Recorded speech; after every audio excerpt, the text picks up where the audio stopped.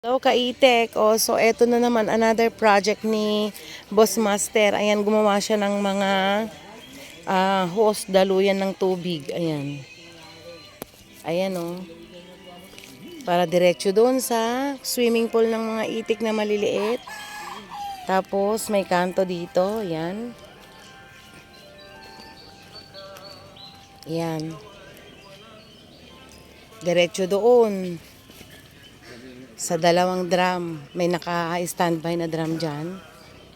Ayan. So, ganyan po ang ginagawa niya para pagdugtong-dugtong niya. Ayan,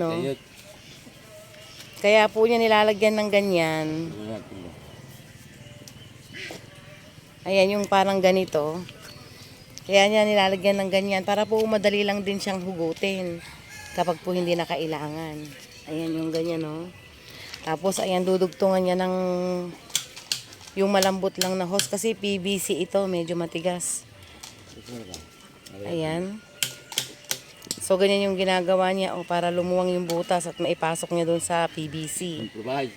Kailangan mag-improvise. Kailangan natin gawa ng paraan para hindi tayo mahirapan na magtimba-timba ng tubig.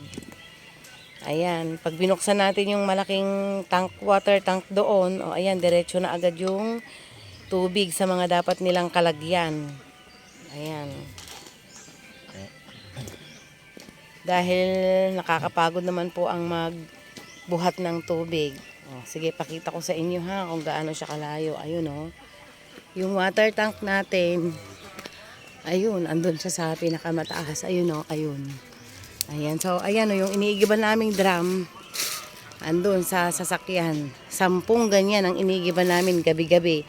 Sapat na po yun para po dito sa swimming pool at inumin ng itik sa maghapon.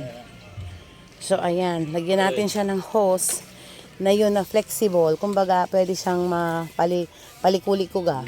Ayan, ayun, So yan. Ayan. So ganyan. Tapos pagkatapos mapuno yan, syempre diretso natin dyan sa swimming pool ng ating malalaking itik. Ayan. Kasi po, ayan, kaya kailangan naming maglagay ng tubig dahil eto, ipapakita ko sa inyo yung sapa.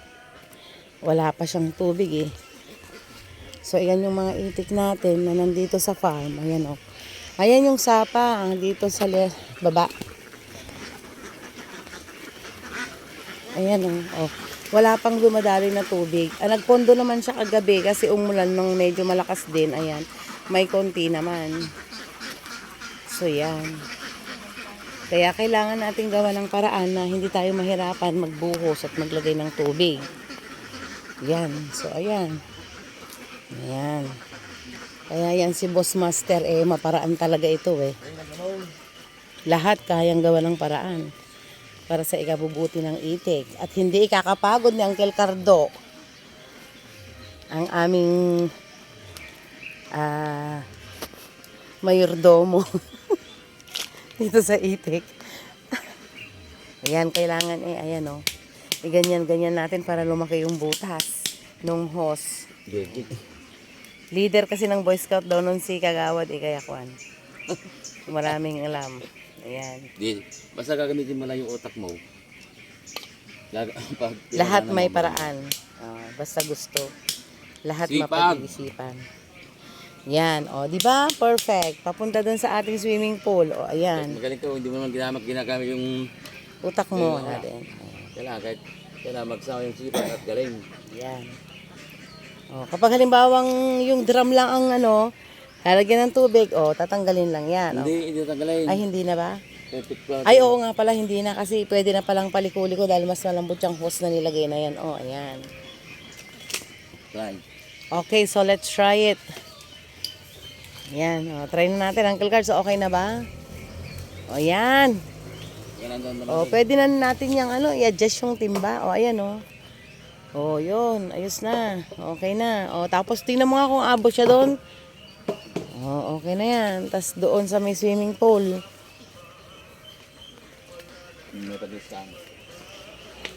Ay, madulas nga. Maputik kasi. Umulan kagabi. Uy, galing ah. Kunti lang. Kwan yan, pwede mo kasing iikot dito yan. Oh. Ah, Ah, batay. yan. Ito kasi nakaharang. Oh, marami kasing puno dito. Ayan oh, maraming puno. Ano? Ano lang? Diba? Malilim. Malilim dito sa ating pulungan. Oh, ayan. Umabot na siya. O, yan na nga. Oo. Hindi na tayo mahihirapan na Hinohost naman kit din namin yan. Yan. Ito. Okay. Oh, so, yan na siya guys. Ayan. Ang lalagyan naman natin ngayon ay dun sa kabila. Yung papunta dun sa itik na maliliit. Ayan.